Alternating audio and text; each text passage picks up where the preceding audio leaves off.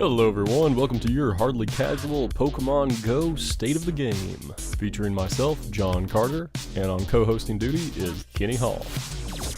Kenny, we're going to talk about your favorite thing. No, It's a game that you love so much, you spent so many hours in it, and Kenny, you're the master.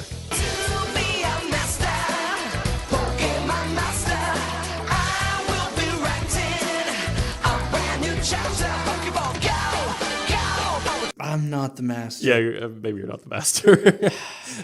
Let's just get this over with. Let's talk about Pokemon Go. Well, you say let's get this over with, but there's actually kind of a little bit to cover. Pokemon Go. Pokemon Go, you know from talking to me prior that I really enjoyed Pokemon Go for like the first 2 weeks. Yeah, I enjoyed it for about the first 2 hours. Yeah. Okay, fair enough. But I mean, I loved it. Like, even despite its flaws, despite its broken nature, I really enjoyed its core. Yeah, you pushed through all the server errors and all the server issues, and you actually played it quite a bit. Yeah. Lindsay and I played it quite a bit, and some friends of ours as well that joined us on quite a few of our outings, or evening outings, just to go catch Pokemon. I've stopped playing Pokemon Go. Okay. I haven't played Pokemon Go in about a week and a half, maybe 2 weeks now. Yeah. Niantic broke the game. That's a bold statement. They absolutely broke it. Okay, you're familiar with the game Marco Polo, right? Sure. Yeah. Okay, someone says Marco, and then someone says Polo. Right. And your goal as the Marco player is to catch the Polo player. Right. Okay, it's really simple, right? Right. Pokemon Go was effectively the same thing with the Pokefinder. Yeah. You're Marcoing with the app, and you're trying to pull up your nearby Pokemon, and then the Polo part of it is it registering with footprints how far away they are. Yeah. With this hot cold mechanic. Right. So when you're playing Marco Polo in the pool with a buddy, which I'm sure you do all the time, right? I mean, that's like my normal Wednesday night. when you're doing that, like your Polo functions as your hot cold mechanic. Right. Okay, so Pokemon Go, supposedly originally it was a bug that the 3-step hot cold mechanic was that it was not functioning correctly, and it was a bug that was causing it to always show 3 steps. Right. Effectively rendering it unable to tell how far away a Pokemon was. Absolutely useless. It showed you nearby, but you didn't know how nearby. You didn't know if it was within 100 meters or 300 meters, and that's what that 3-step functioned as. Right. One footprint, 1 step showed less than 100. Right. 100 or less. 2 was 200 or less. 3 was 300 meters or less. Which is, you can work because you can triangulate and find Pokemon.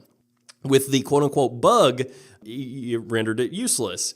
Well, there's a lot of whispers that it wasn't a bug at all. Right. Apparently, people data mined the game and reverse engineered, what exactly they were doing behind the scenes with their math.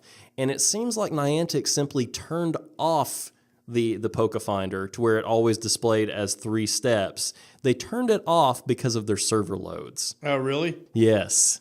And think about it, it makes sense. Yeah. If you're having to display, how far away a Pokemon is and constantly have that back and forth ping between the app and your servers, that's going to require more of a server load instead of just telling them, hey, by the way, this is nearby. This is nearby, yeah. Yeah.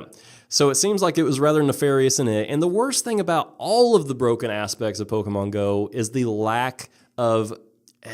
It seems like there's absolutely. There's no communication. They're not filling anyone in. There's no Twitter updates. There's no Facebook. And what little we have seen has been too little too late, or it's been really alienating to the fan base. Right. And that's the worst offender. It's honestly, I feel like what we're getting from Niantic as far as feedback, what little we have, I feel like it's Bobby Kotick, the sequel. Yeah. I feel like it's something that Activision would pull. But I mean, so now effectively there is no Pokefinder because now they've fixed their quote unquote bug by removing all the steps completely, and they've made it harder to catch Pokemon. Right. They run away quicker now, so that they'll take more balls to catch them. They run away quicker, and all the damage values have been played with, everything's been tweaked, and also your character can't detect Pokemon from as large a radius. Yeah, they took out 30 It's much meters. more honed in. Yeah. Yeah, so basically what I've read is Niantic had the ability to print money with Pokemon Go. Yep. And they decided not to. Yep. They've essentially said, "Hey guys, we're glad you really liked our game,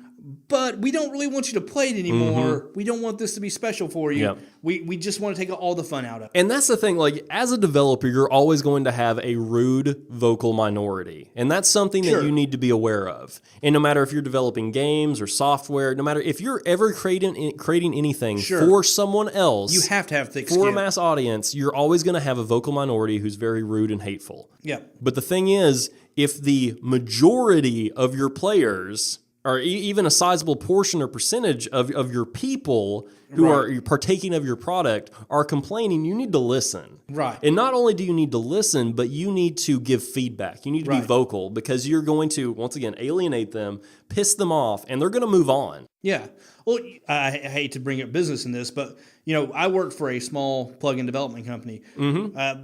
We have about 600,000 users that are using our product on not on a daily basis, but that's our install base is 600,000. Yeah. If we had 200 people, which is a small portion of our user base, write in and say, "Hey, we're having a bug with this," we would fix that immediately. Yeah. Go on Twitter, let people know, "Hey, this is a problem. We're fixing it." And let's say you couldn't fix it immediately. You would at least be vocal with and them. let people know and communicate There with would our be an audience. apology. There would be an explanation of some kind of marginal time frame. Like something would be laid out. Right. You can't ignore your users. No. Because like Pokemon Go was massive 3 weeks ago, and now I feel like it's petering out. People aren't going harshly. I mean, I feel like it could still be that prime time app, but they're just butchering it. Like Niantic is really, absolutely. And oh man, it's so sad to see. They also, with their recent update, they apparently contacted Pokevision, which was a separate app, a separate website that would tell you what Pokemon were nearby, like exactly on the map nearby, and it would tell you how long they were going to be there for the server updated and changed Pokemon's locations. Now, it may be quote-unquote considered cheating, or it may be a little far to know exactly where they're at, but even the people who were running it, and there was an open letter sent out by the head of Pokevision to the head of Niantic, and an open letter to Niantic in general, saying, maybe this is pushing it a little far, but you removing the footprints and removing the ability to find or triangulate Pokemon, it really goes to show that that's what people want, because we had 50,000 to 80,000 users daily coming here. Yeah. And you weigh that against how many people are using your game. Yeah, or using your app, Yeah, that's... you guys need to listen. And he was like, I'm saying this as a fan. I'm saying this as someone who enjoys Pokemon Go and wants to see it succeed. Right. And removing this completely, you're not going to succeed. Well, I read, and once again, I don't know how true this is. This could just be pure conjecture on the internet, because that does happen quite often. Sure, yeah. I read that they had fired their previous PR person right before Pokemon Go come out because of some missteps with something she did. And then they hired a new lady, and this lady was pregnant and went on maternity leave right as Pokemon Go was coming out. This rabbit hole goes deep. Yeah, this is allegedly. I don't know. Once again, don't know how true this is. This could be like 4chan code kitties doing stuff. I do wonder though, because a company like Niantic, who's owned by Alpha, or who has who essentially is owned by Alphabet, Google, should have a PR response. And allegedly that person, you would think, that person's been on vacation or on maternity leave, and they haven't been able to you would think respond. that someone would fill that role, even if that was the case. Even with that person gone. It feels like a lot like the Mighty Number 9 situation. Absolutely. And this is exactly what it reminded me of. Because that was a PR nightmare. Right. And all of that, regardless of what final product we got, I feel like much of the hate from Mighty Number 9 stemmed from the either lack of communication or complete... just bashing up their fans? Yeah, absolute bashing the fans. Yeah, the alienation. So So, I mean, I don't know. Like, you would think Niantic would have had their stuff together from having, what was that game? Ingress out beforehand. Yeah. For years, yeah, right? And basically, Pokemon Go, honestly, was just Ingress reskinned. It's dumbed down Ingress, if we're being really honest. Yeah. So, it's not... At this point, they should have known how to make this product. They should, yeah. But there's just really no excuse for them. There's not. So, I mean, they've taken a game that I've loved despite its flaws to the point of where now I can't warrant or I can't rationalize turning it on. Yeah. It sucks battery. It's broken. Half the time, can't log in because of the servers. Right. I'm just not willing to fight that battle anymore. Right. I'm not, unless they fix it or come out with like some kind of. I mean, I don't even need an apology. Like, it would be nice if they would come out and just be vocal with us about what they want to do and have like a roadmap. Yeah. But all I want at this point is just fix some things, guys. Like, really. And I'm not gonna play the game without a Pokefinder. Like, I'm not. At that point, I'm just gonna wander aimlessly around. Yeah. At that point, I might as well just walk down any road and just walk straight. And if I don't see anything, I don't see anything. Yeah, at that point, it was just a day wasted. You might as well honestly just use the GPS hack and just send your little guy out to walk. Yeah. Because if you're going to have to waste 2 hours of your life walking around aimlessly without any inclination of where anything is, what's the fun? And that was the thing, like with me going out with my spouse, like with the Pokefinder working, it gave us a reason to go out and explore, to see new things. Yeah. I don't have. It may be different for some people, but I don't have that desire anymore. Yeah. Well, I think that's partially because of the Pokefinder, but I also think that Niantic's just beating you down mentally, like with how bad everything's been. Yeah, I think so.